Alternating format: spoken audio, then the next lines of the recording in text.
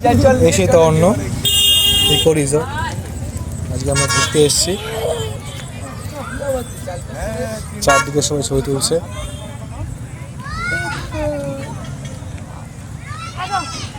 খুব সুন্দর লাগছে জায়গাটা। আর এখানে সেই ইকো রিসর্টটা।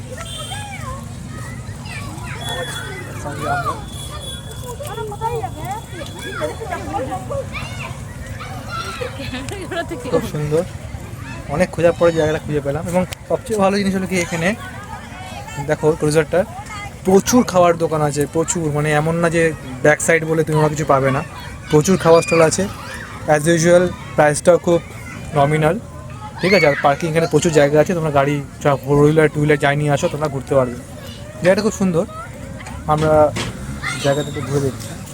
আর ভিতরটা ক্যাফেটেরিয়া, একটা বাচ্চার দোলনার জন্য আছে, দোলনা করতে পারে, ঠিক আছে। আর এপাশে ক্যাফেটেরিয়া। আর এই সেই ভাইরাল জায়গাটা তোমরা খুবই শুনেছো, এই সেই জায়গাটা ভালো করে দিই।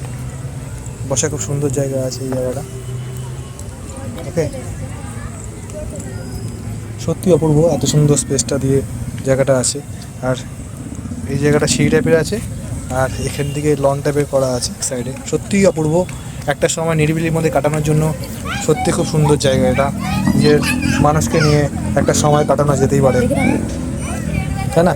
তো আমরা এখন ওই জায়গা, ঠিক ওই জায়গাটায় যাবো, ওই জায়গাটা গিয়ে ছবি তুলবো।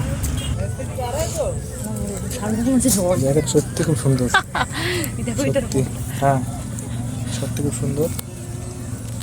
সন্ধ্যার দিকে খুব সুন্দর লাগে জায়গাটা। একটু বিকেলের দিকে আসলে এই জায়গাগুলো দেখা যায়, খুব খুব সুন্দর লাগে জায়গাটা।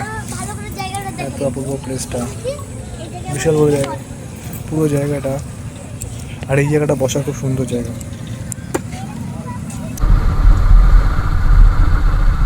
আমরা নতুন যে পার্কটা করেছে তর্ণ, সেখান থেকে আজকে ঘুরে এলাম। ভালোই করেছে মোটামুটি, খারাপ না। কিন্তু অনেকটা ভিতরে, তোমরা যদি আসো তাহলে প্রপার ওয়েতে গাইডলাইন মেনে তারপরে এসো, নাহলে কিন্তু তোমরা কেউ চিনতে পারবে না। এখন আমরা ব্যাক করছি।